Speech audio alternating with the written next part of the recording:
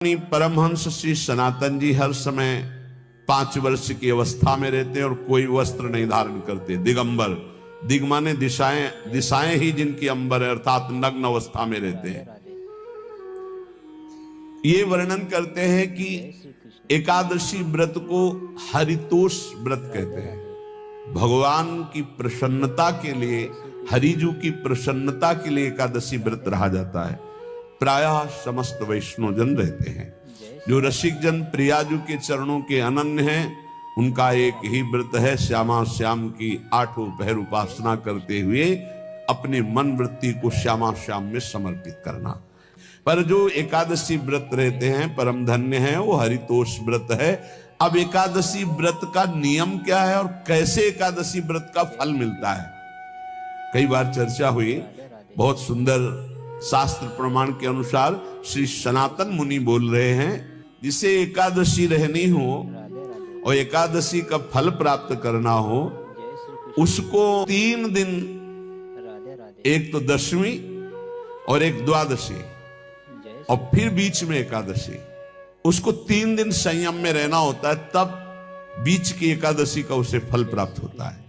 जिसे एकादशी व्रत रहना हो उसका नियम है कि दशमी के दिन कांसे के पात्र का त्याग करें। वैष्णव सिद्धांत है कि कभी जिसमें मांस बना उस रसोई का भोजन न ग्रहण करे।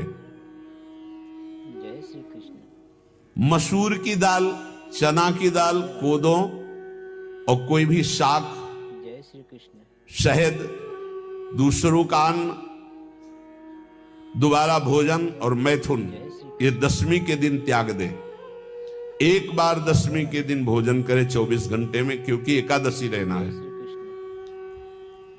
कांसे का पात्र, जिस रसोई में मांस बना उसके भोजन का त्याग, मसूर की दाल, चना, कोदो, शाक, मधु अर्थात शहद और दूसरे के द्वारा दिया हुआ भोजन और दोबारा भोजन और मैथुन क्रिया, इनका दशमी के दिन कभी भी प्रयोग ना करें। इन 10 वस्तुओं से वैष्णव दूर रहे दशमी के दिन।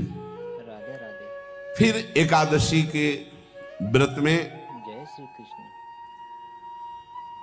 ये पीछे तो हम वर्णन कर ही चुके हैं, कहीं नहीं आया यहाँ कुटू का वो कचौड़ी पकौड़ी और सिंघाड़ा का हलवा और ये दुनिया के खीर और सब। ये एकादशी के दिन किसी भी तरह की गेम आदि क्रीड़ा ना खेले। जैसे अब आज व्रत है तो बैठे हैं अपना मोबाइल में गेम खेल रहे हैं, ऐसा कोई भी क्रीड़ा नहीं, द्यूत क्रीड़ा, किसी भी तरह का गेम, ये सब खेल नहीं। एकादशी के दिन उपासक को चाहिए कि वो किसी भी तरह की क्रीड़ा, मनोरंजन बिल्कुल नहीं, नींद नहीं लेनी उसको, न दिन में न रात में। एकादशी व्रत, और प्रायः पुराने महापुरुषों ने ऐसा किया है। रामदास जी डाकोर के रात में जाते थे, रणछोड़ भगवान के यहाँ कीर्तन करते थे जाकर, तभी तो भगवान उनके कीर्तन पर, उनकी भक्ति पर रीछ कर गाड़ी में बैठकर उनके साथ आए थे। पूरी रात जगकर कीर्तन करना, दिन में तो सोना ही निषेध है। पान खाना निषेध है, एकादशी को बिल्कुल नहीं। जो व्रत रह रहे, वृक्ष से तोड़कर जो दतून की जाती है, एकादशी के दिन नहीं। दूसरे की निंदा करना, चर्चा करना नहीं, अर्थात अधिकतर मौन व्रत धारण करे एकादशी के दिन। चुगली करना, कोई चोरी करना, वाणी से, शरीर से, मन से किसी को दुख पहुंचाना, भोग करना, मैथुन करना,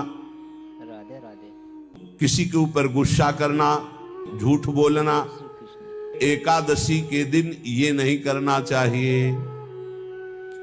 एकादशी को एक बार कुछ फलाहार शुद्ध,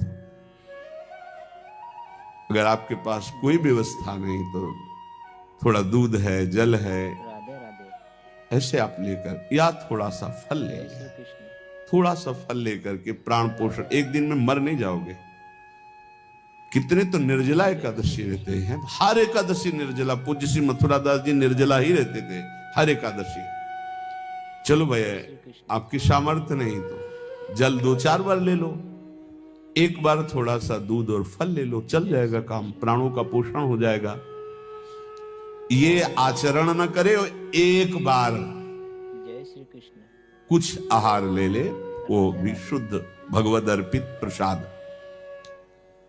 फिर द्वादशी को कांस के पात्र में द्वादशी को भी भोजन न पावे। जिस रसोई में मांस बनाओ उसमें आहार न ले, किसी भी तरह का नशा द्वादशी को न करे, शहद न पाए, तेल के बने पदार्थ न पाए, मिथ्या भाषण न करे और बहुत शरीर का व्यायाम न करे, बहुत थकावट वाले कार्य न करे,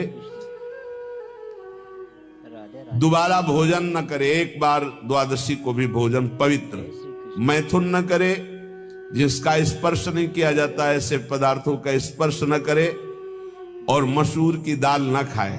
द्वादशी को जो इन नियमों का पालन करता है, दशमी द्वादशी ऐसे और एकादशी ऐसे, तब उसे एकादशी व्रत का फल प्राप्त होता है। जय श्री कृष्ण। उपासक को चाहिए राधे राधे कि इन नियमों से व्रत का अनुष्ठान करे, मनमानी आचरण न करे। सबसे प्रार्थना जो एकादशी रहते हो, हरितोष व्रत इसे कहते हैं, भगवान की प्रसन्नता के लिए रहा जाता है, रहना चाहिए। जो अपनी आचार्य परंपरा में हैं जैसे, जिनका सिद्धांत है, पर रहने का सिद्धांत ये श्री सनत कुमार जी वर्णन, श्री सनक जी महाराज, ये सनत कुमार जी वर्णन की। सनक जी महाराज कह रहे हैं, यदि भगवान का आश्रय नहीं, सत्संग नहीं है, तो इन 4 में से एक हो तो नाश कर देता, फिर चारों हो तो सर्वनाश हो जाता है। यदि सत्संग नहीं है, यदि भगवद आश्रय नहीं है, खूब धन हो, जवान अवस्था हो, बढ़िया पद मिला हो, प्रभुत्व चलता हो और अज्ञान हो, फिर क्या कहना है? बोले ये चारों जहां मौजूद होते हैं वहां सर्वनाश का खेल शुरू हो जाता है। अगर इनमें से एक हो तो सर्वनाश करने में पर्याप्त है, और अगर चारों हो तो फिर क्या कहना है? जवान हो, खूब रुपया पैसा हो, कोई पद हो, कोई अधिकार हो बड़ा, फिर और अज्ञानी हो, तो बोले एक नाश कर देगा, फिर चारों तो नाश ही कर देंगे। अगर सत्संगी है तो ये चारों महान कार्य कर देंगे। जवान है, खूब दूसरों की सेवा, मेहनत पूर्वक धन संपत्ति कमाकर माता पिता की सेवा, परिवार की